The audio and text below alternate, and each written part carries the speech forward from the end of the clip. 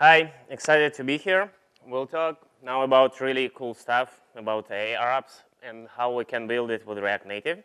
But before we just jump into coding and how we'll build the AR, let me just introduce myself. My name is Vladimir Novick. This is my new fancy logo. I'm an independent consultant, and I work in web, mobile, VR, AR, and IoT fields. Probably I should add AI and blockchain to be like on top of buzzwords, but I don't do anything on that side. So what we will be talking today, we will start with the history of augmented reality, how we got to the point where we are at right now. We'll talk about the purpose of AR apps. We'll show some cool demos. And we'll talk about Vero React as one of the options for building AR apps.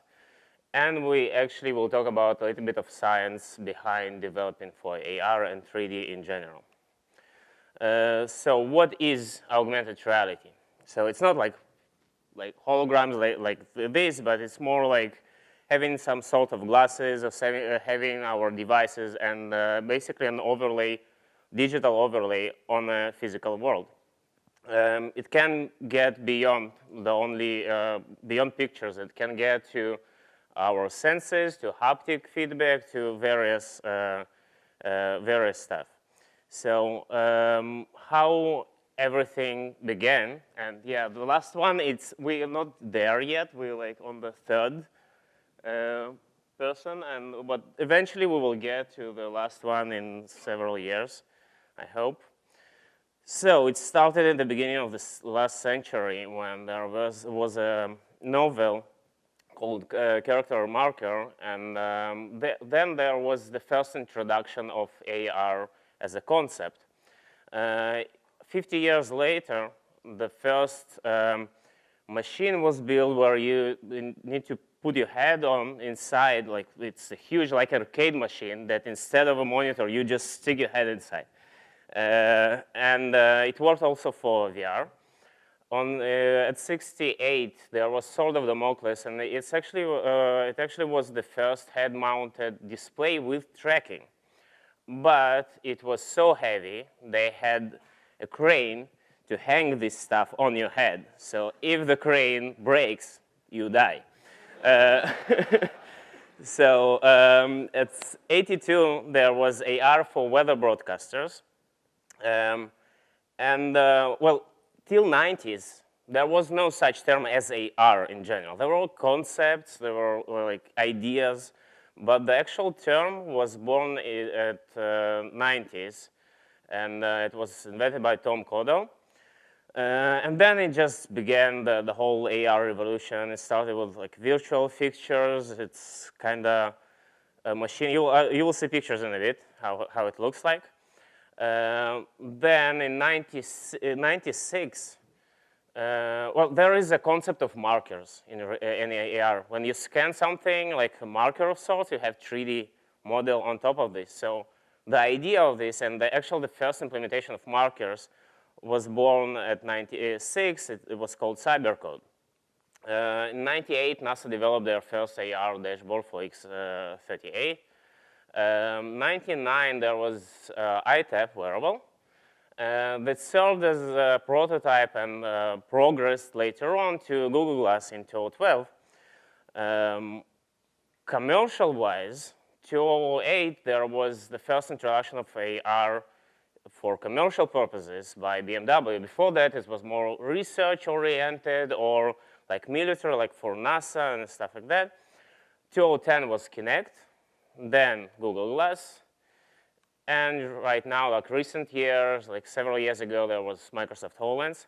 Who have seen Microsoft HoloLens demos? Nice. So probably half of you, a little bit more than half, saw these demos when you put this headset and you see the whole world changes, right? It's not actually as it looks like, but you actually can put holograms in the real world, like digital overlays. You remember the actual location of the hologram in the world. In the same year, Pokemon Go was released. And back then, Pokemon Go was just an image overlaid on the video without any perception of physical context. But still, the world gone crazy with the Pokemon Go, 45 million daily users. It was just crazy. At 2017, last year, that was a really breaking change for us React Native developers. ARKit and ARCore was introduced by Apple and Google. And these frameworks gives us an ability to perceive our reality, our physical world, understand the surfaces, understand how it's structured, and put things on surfaces. We can actually apply physics on these surfaces. For instance, I can have a 3D ball jump on this table because I know that this is a physical table, this is a surface. And right now, we're waiting for these wearables, we're waiting for Magic Leap glasses, we're waiting for like lots of new stuff. We will see where it goes. And if we talk about old stuff, that's how it looked like. So the first one is Sensorama, Sword of Damocles, and you see it can collapse the whole ceiling on the guy. So I want to try that. I don't know. And then this is the dashboard thing and the markers, fixtures, and yeah, this is the Google Glass prototype. Yeah, it just I don't know. So remember, like 20 years ago, yeah.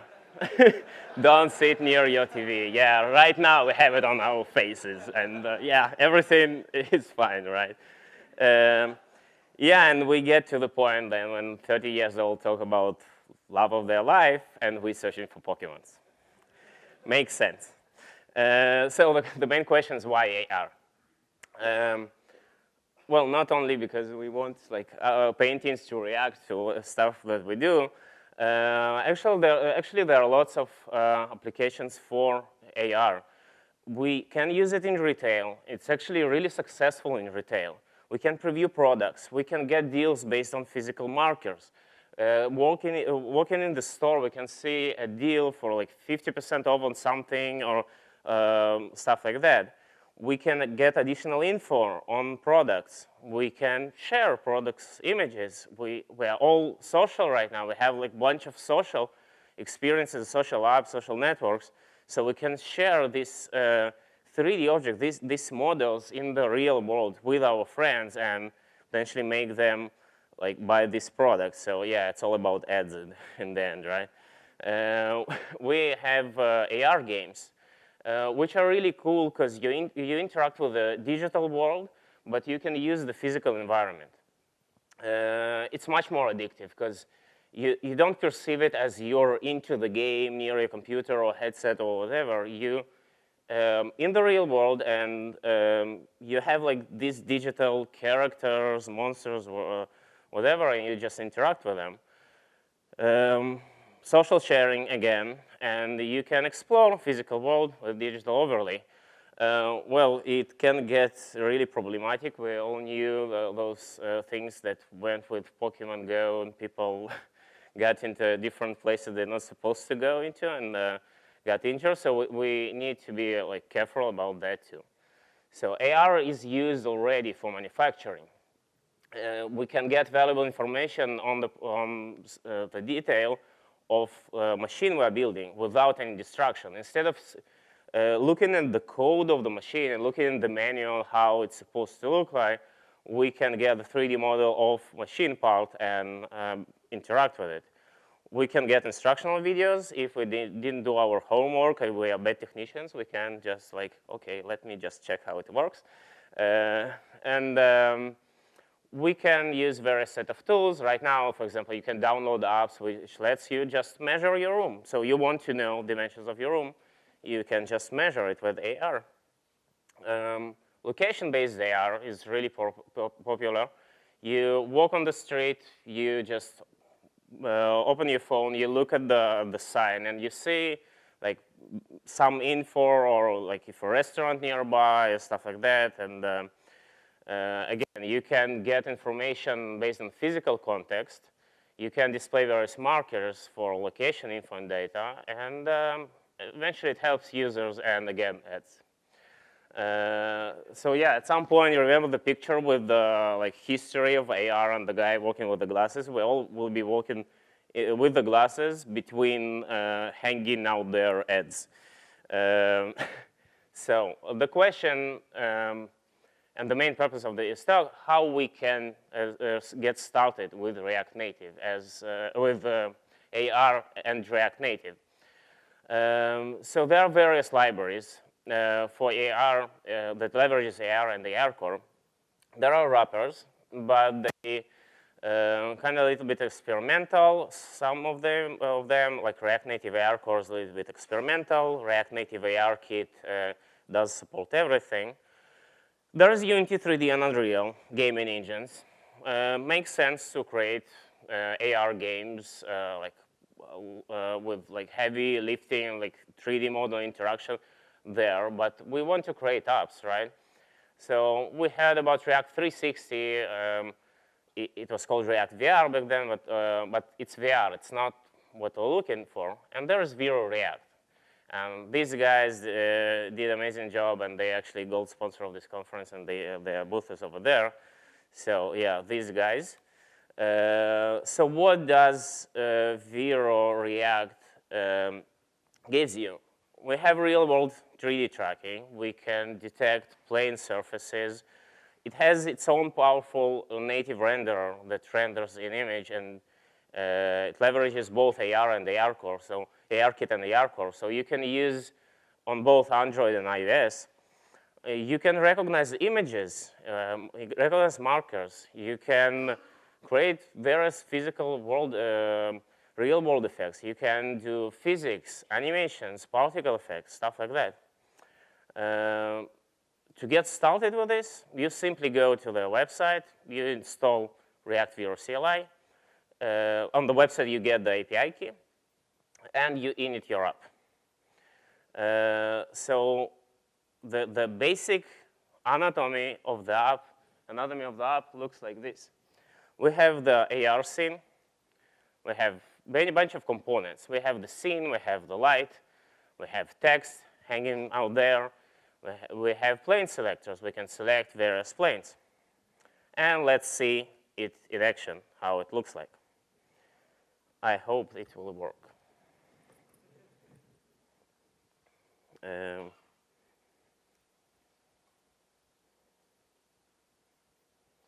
Yeah, it always happens. It didn't work. Now I try to mirror this thing, so it's a cool app, but sometimes, yeah, now it worked. Okay, so I want to have AR experience, and whoa, I'm in the portal. No. Let me just walk on the stage. I try to scan surfaces on the stage, and you see I have a surface here. So let's put a monster on the stage. So yeah, this guy is here. You see his shadow is on the stage. So, and also it's kind of cold, right? Snow. So this is particle effects. In addition to that, let me try to find another surface. I can put this thing. No. Let's see if it will work. Lighting is light's a bit off, but yeah, here's me just walking on the stage searching for stuff. So you understand, you understand why it can be complex for like, yeah, and can get awkward sometimes. I have a whole collection of people walking randomly on the stage, not on the stage, just like bumping into walls. But let me just reload the thing, and we'll try it again.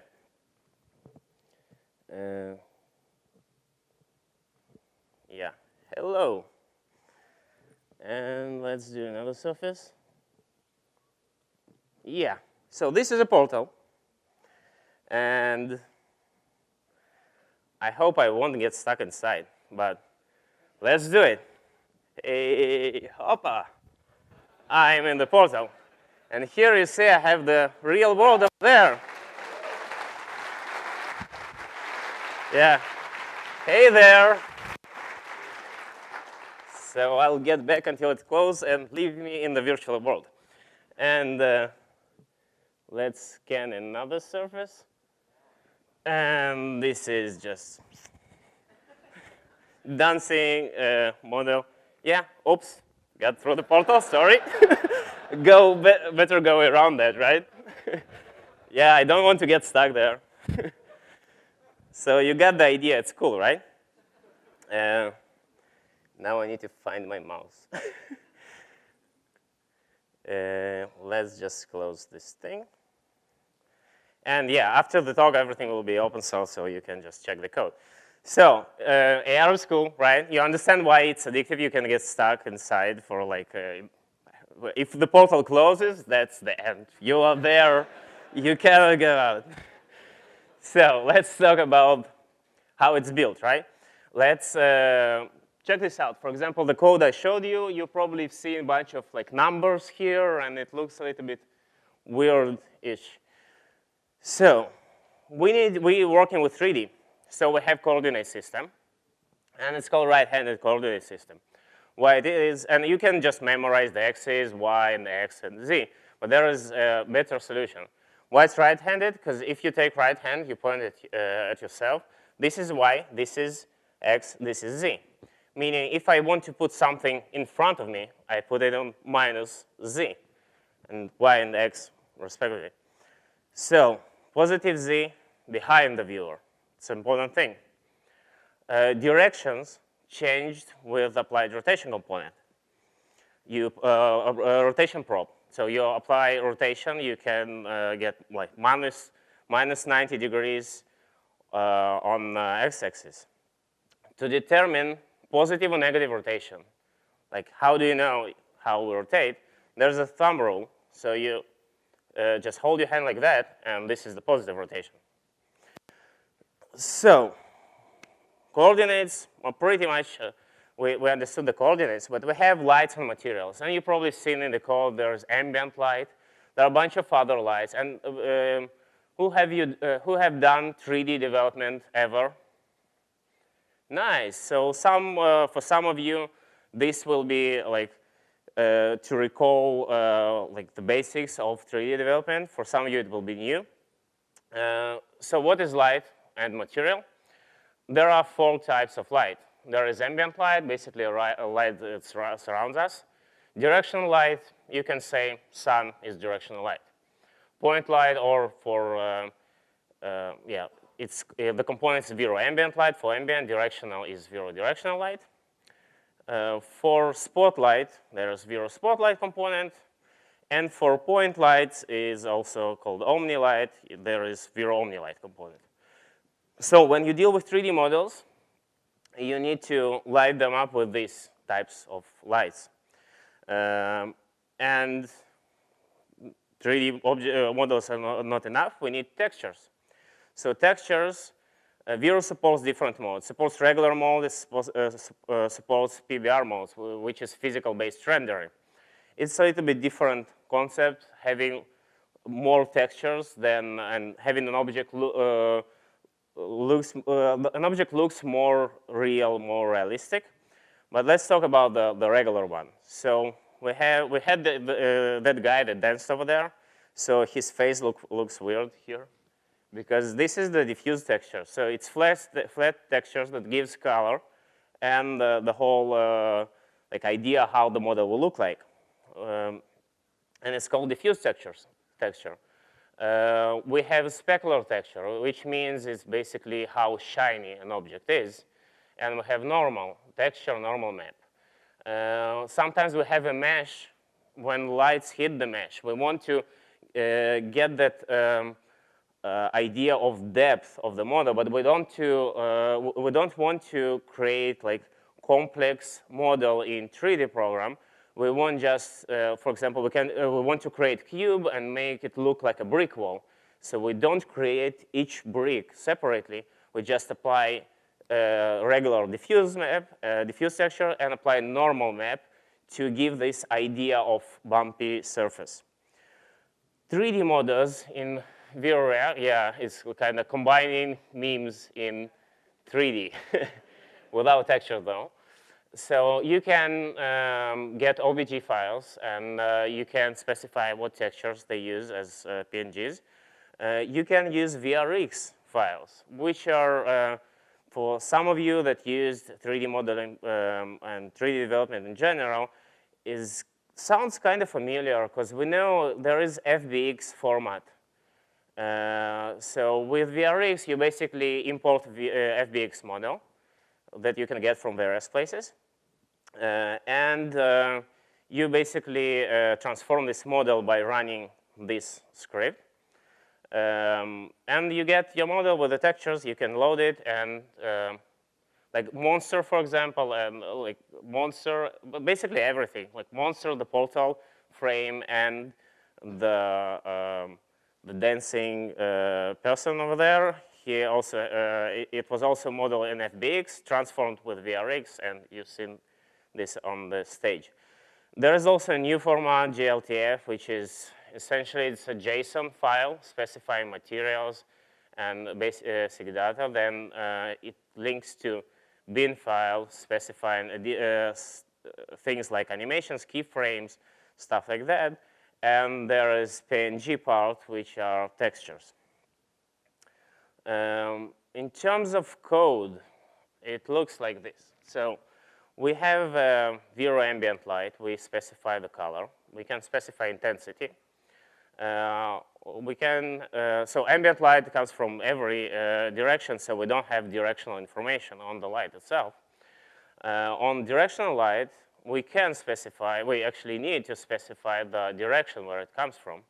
So we see it comes from -1. And we have a bunch of those, like shadow orthographic position, and near Z, and far Z, and cast shadow true, stuff like that. So in lights component, we can specify various shadows parameters. And later on, if we put a quad, it's called Vero quad, it's basically a plane surface in the scene, and give it a probe to cast shadows, you will get the shadow of the model above this quad. So that's what you've seen with the monster. You've seen a shadow under the monster, right? So it was the quad reflecting the shadow from the light specified in the scene. With Spotlight, for example, you can define various angle properties like inner angle, outer angle, direction, and again, you see some shadow properties. So here, object, remember I told you about the textures? So here where it is. So I have the source for the Vero 3D object, which is monster VRX. Now, VRX specifies what images it will use, but I can also require them in resources to specify explicitly. I have this diffuse and this normal PNG. We also have a bunch of callbacks. We have on load end of the model because I want to, for example, here I had AR selector ref reset.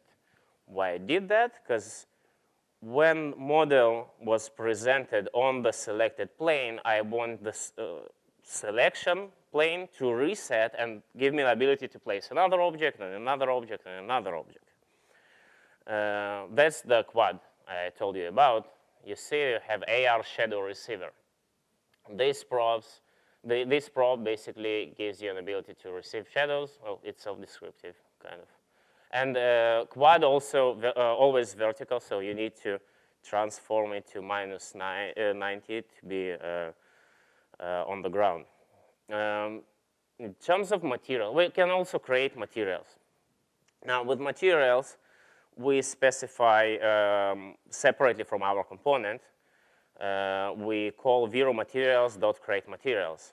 Also with animations, you can specify animations separately or with tracking targets and markers.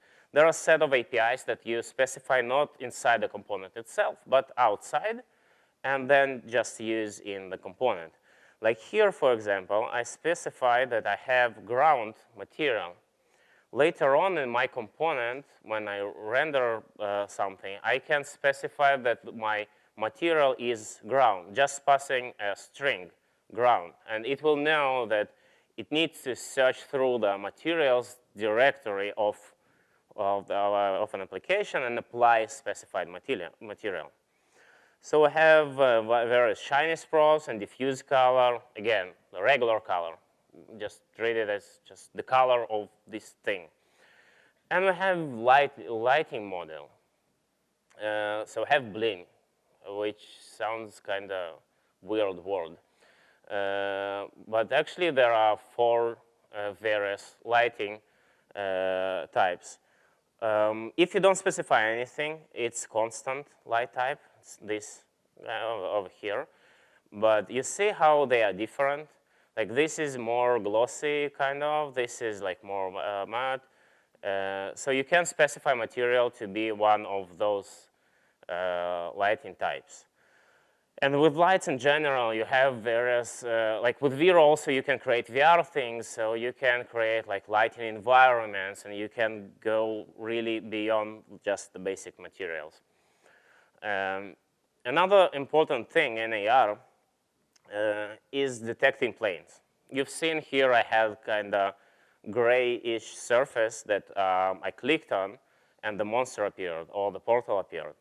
So I can do that myself, but there is a component that helps me with this thing. It's called Vero AR Plane Selector. It basically renders this gray box for me to being able to select the plane. And I have here like model array, and I have this guy here, Vero node. Vero node is, you can treat it as like a view in React Native, because it's kind of wraps the node you want to present in AR scene and AR world. So you also specify position. You can specify if you drag this thing around the world. You can do various stuff with this. In addition to plane selector, I have Vero AR plane component, which is much low level, and it doesn't give you the ability to like select, like to render this gray surface, but it gives you more. It gives you power to like select, to put things on AR planes and surfaces and stuff like that. Portals, right? Portals look really cool. So how we do this stuff in Vero React, we do with various things. So first of all, we have Vero portal scene. Basically, it's a wrapper component. It wraps the whole thing. It's the whole thing. It's the doorway. It's the image beyond the doorway. It's like everything, the behavior, everything. So inside of Vero portal scene, there is a portal, and there's 360 image.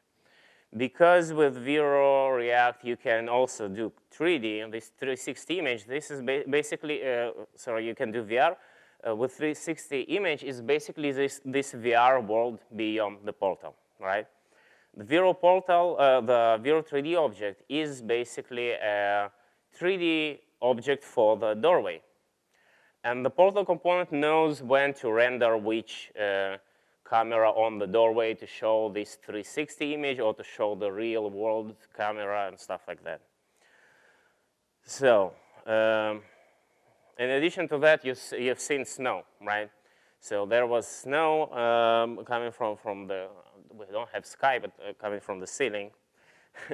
And it's basically particles. So we can do snow, we can do fire, we can do like lots of things. We can do fireworks, we can do lots of stuff with particles. We can do smoke, like anything you can imagine of that comes in large quantity, spawns, like images that spawns from direction, get some form and shape, and then disappears.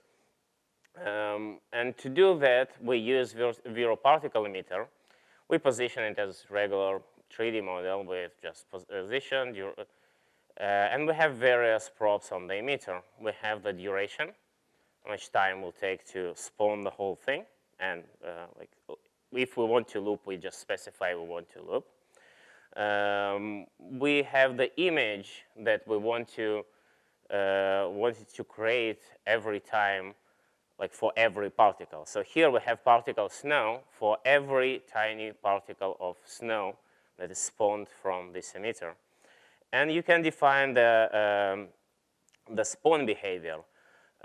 we see that there is some kind of lifetime of these particles, and we see the emission rate. So we can configure that to be like more snow, less snow. It can be with the shape. You see the shape here is a box, and it's above, so that's why you see everything is just going in the box down.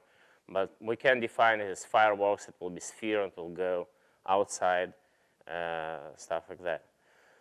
Yeah, image prop, we just put here, image prop. So the last question, last thing that, actually the first thing people ask me about AR and like VR in general, where do I get 3D stuff? Like, I don't want to go like to some website and just buy, like, spend huge amount of money of hiring like 3D modeler, stuff like that. Don't get me wrong, it's 3D modeler will always be better for the long-term project, but we want to like play around with things, right? So where do I get stuff? So you can get things from Unity Asset Store, which is really cool for, there is Unity 3D game engine, and it has Asset Store. You can get, let's say, for $30, you can get like the whole model with animation and stuff.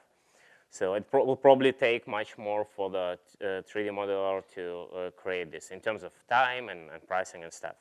But we still need to open these models in 3D program, optimize them for real time. With Vero, not only Vero, with the AR in general, we can, it's the phone, we cannot render like 3D models with huge amount of polygons, really heavy stuff. I cannot render on the phone. It will probably render, but it will be performance-wise, it will just kill your battery, it won't work properly, it will be laggy and stuff like that.